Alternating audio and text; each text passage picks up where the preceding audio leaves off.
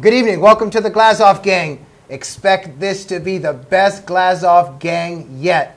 Our titans this evening: Morgan Brittany, a conservative reader of erotic literature; Nick Adams, the Australian de Tocqueville; and last but not least, Anne-Marie Murrell, the captain of the Glazov gang and the national director of Politichicks.tv. That's right. That's right. Ladies and gentlemen, welcome to the Glazov gang.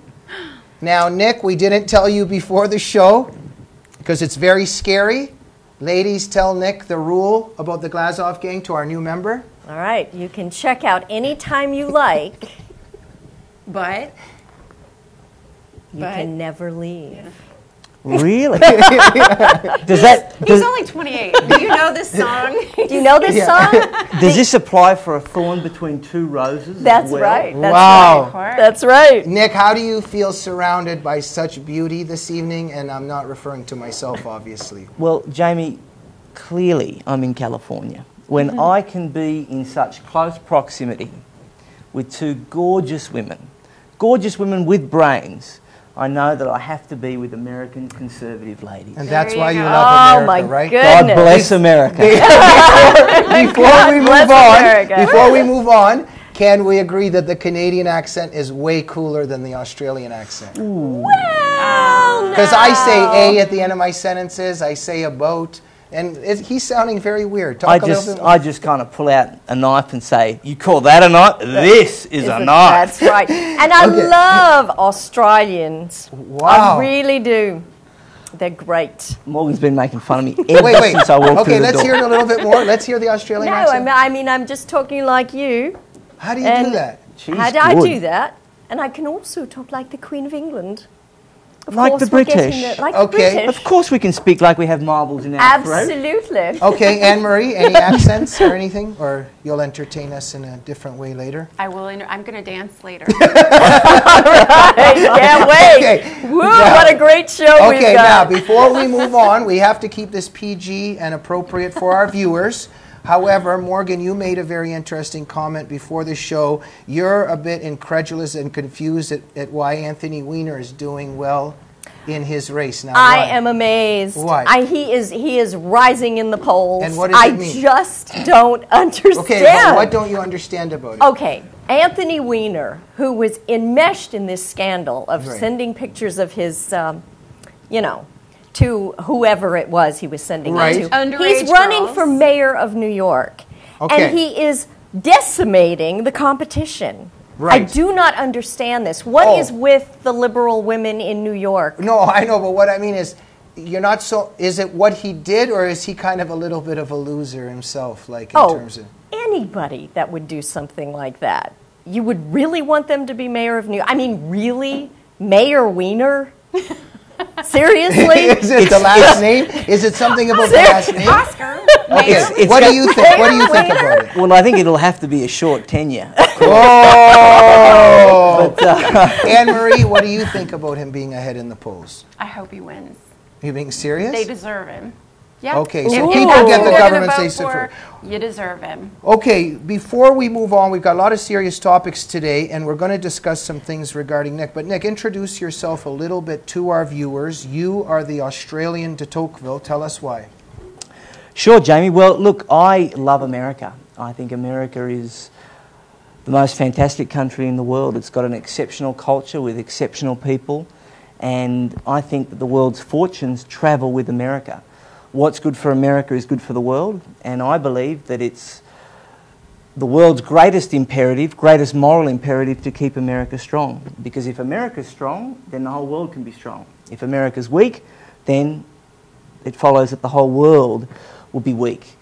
And I took up this mission of spreading hope and optimism across America because I feel very passionately about protecting and defending America and its traditional values, because it's those values that really have seen America become the greatest country in the world and remain the greatest hope for the world. And therefore, Nick, you don't want to see America transformed as the President of the United States would like to see it. You know, Jamie, right now there is a war on to redefine the fundamental moral values and premise on which America was built. And that war is seeking to weaken America. And, you know, you can't change history. You can't change the founding of America. America has very distinct principles.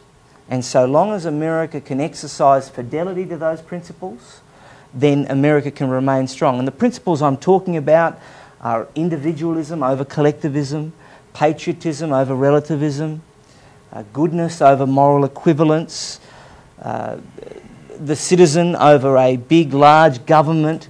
These are all uniquely American things. Thank you, Nick. Now, you are on a tour of America from Australia, telling Americans and sharing with them, as you do throughout the world, of why you love America and America is exceptional. Tell our viewers where to go to see your activism. Sure. Well, all of your viewers, Jamie, can go on and have a look at www.nickadamsinamerica.com. nickadamsinamerica.com. nickadamsinamerica.com. And there is an incredible, very short video of Nick Adams in America. Let's take a look at it. America.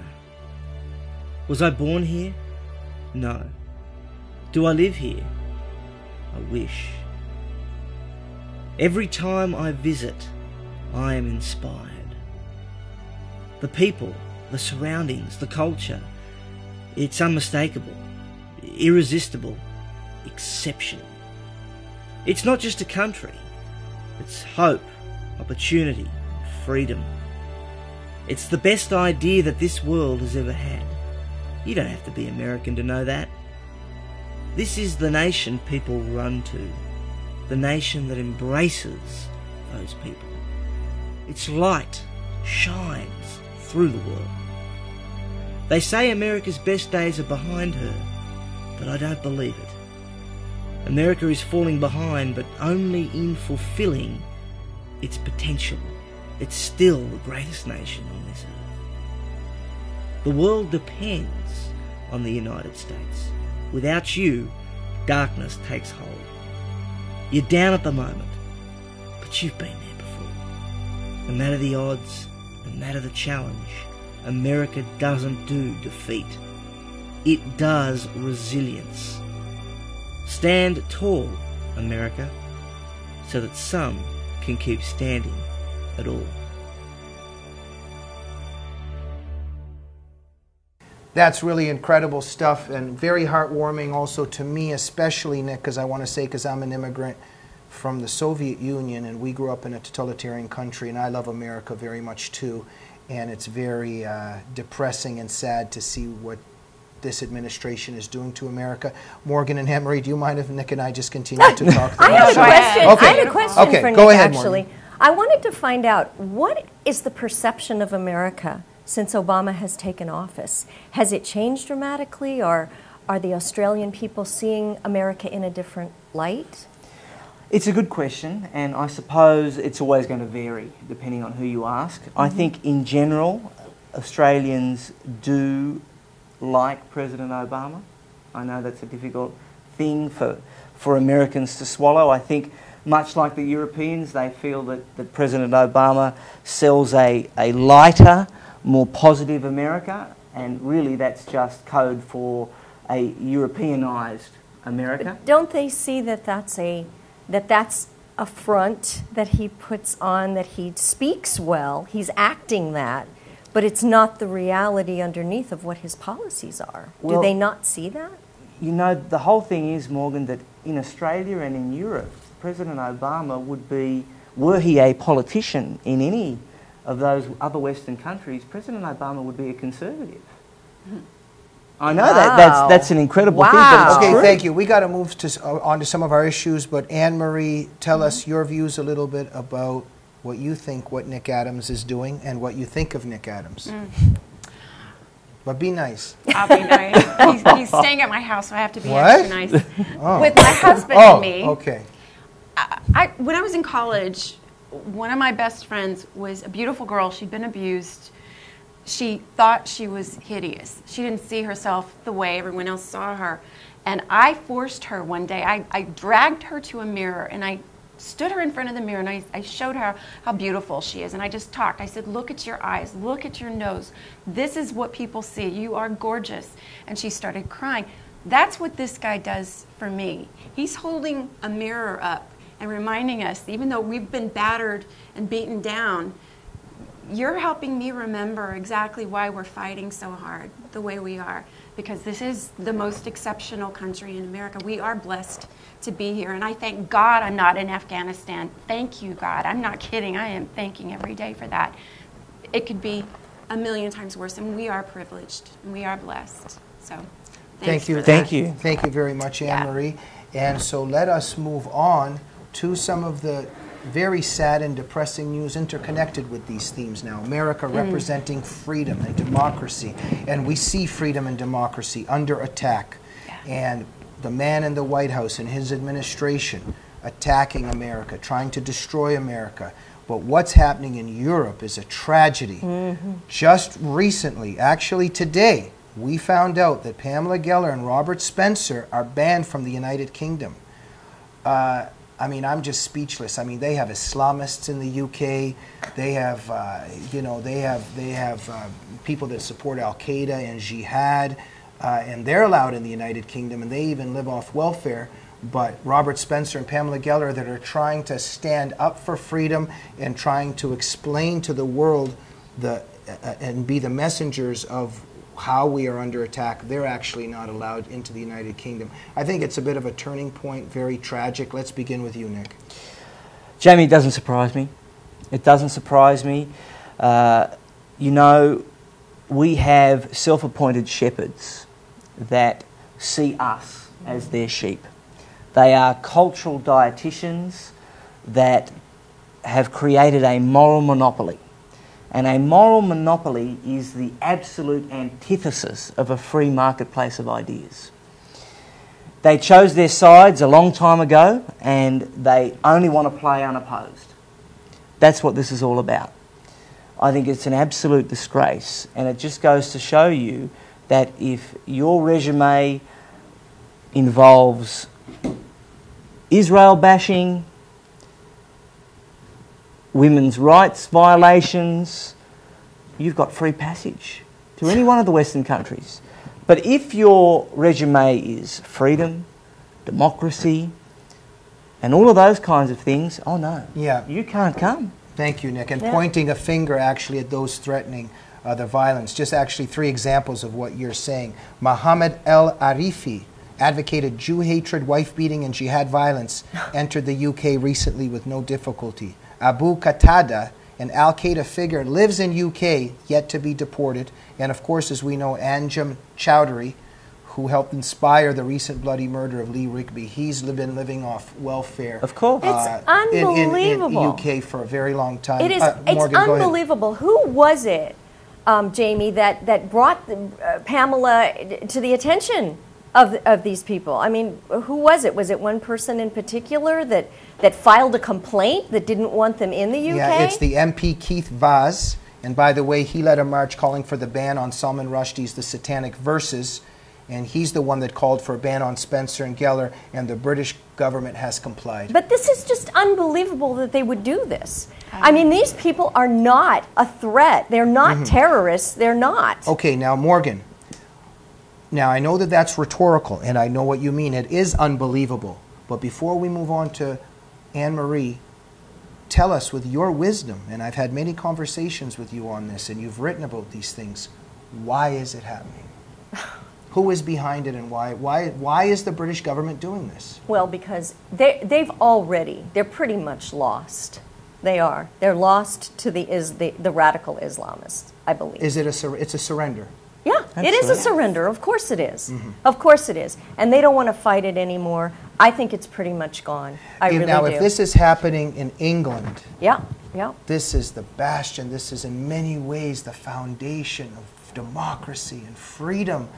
And what does it mean for the rest of the world? What does it mean for the United States? Look at France. There are areas in France you can't even go into because they're Muslim areas. Anne-Marie Murrell, you have been very nobly silent, but I know that there is very profound wisdom now coming out. It is your turn. I've been furious about this. again, I'm not surprised either. Robert Spencer and Pamela Geller are freedom fighters. Yes. They are shiners of the light of truth in the world.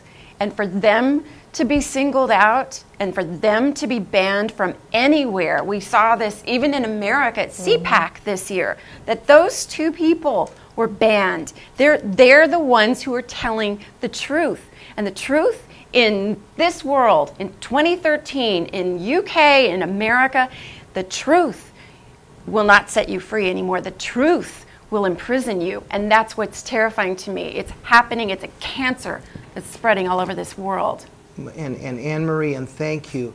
And the people who told Robert Spencer and Pamela Geller that that they cannot come, and yet the Islamists are on that territory, and Al-Qaeda supporters come all the time and seek haven there. Anne-Marie, why is this allowed to take place? What forces have gained power, and why are they doing this? I don't even want to go there. I don't want to believe this could be true. But I'm convinced there are just nefarious, terrible forces behind the scenes in our government, throughout the world. Islam, it's Islam. Right, and they're bending over backwards for the Islamists. Now wait, who is bending over backwards? Barack Obama, everyone. And what political sphere are they in? Are they conservatives? Oh no, of course not. And no, what are they? It's always liberal, progressives, the people who want to appease, the people who claim tolerance but are the most intolerant people on earth. They want to tear down everything. And thank you very much, Anne-Marie. Jamie, what do you think would happen if Robert and Pamela went to the airport and tried to get into the country and there was a big brouhaha throwing them out? Do you think that would bring attention to the American people? That's an excellent question, maybe of what we have to start doing. Just before we move on, I want to thank you, Anne-Marie, for crystallizing one thing, is that the progressives behave as though they're tolerant ones, but in fact they're the most intolerant. And Morgan, you're also saying that there should maybe be some people should be rising up? I think so. I'm just wondering what the reaction would be. Maybe there would be press. Maybe there would be action. Maybe the American people could see that this was happening, because I guarantee you nobody's going to hear about this. And at the same time, you would think it would be in the media today. And who's defending these people who are trying to protect us? They're trying to protect us, and they're being punished for that. Nick, I kind of like talking to Anne-Marie and Morgan. I can live with that totally. Okay. I feel you. Okay, Nick, go ahead. Look, Jamie, whether you call them progressives, collectivists, socialists, communists, what we're dealing with here, the media academic complex, the elites, the illiterati, the chattering classes, there are a million different things you can call them, but they are the forces, they are the nefarious forces that Anne-Marie refers to. They have convinced an entire generation, an entire population of people right across the world that Islam is a religion of peace. And the truth is that Islam, when it is practiced properly, as it is meant to be, is not a religion of peace. Thank you so much, Nick. We'll continue this discussion in the second segment. I've devoted my whole life to analyzing this, and I'm grateful for each of your inputs. And in the end... thank you, Robert and Pamela. Thank you so much. Thank you. Absolutely. Thank you, Robert Spencer, Pamela Geller, for being on the front lines. We are with you. And we will be back in the second segment where we will be discussing Obama, check this out, now sending U.S. troops to back up Morsi to suffocate the people that want democracy in Egypt. This is the world we're living in. Join us in a minute for the second segment. Good night.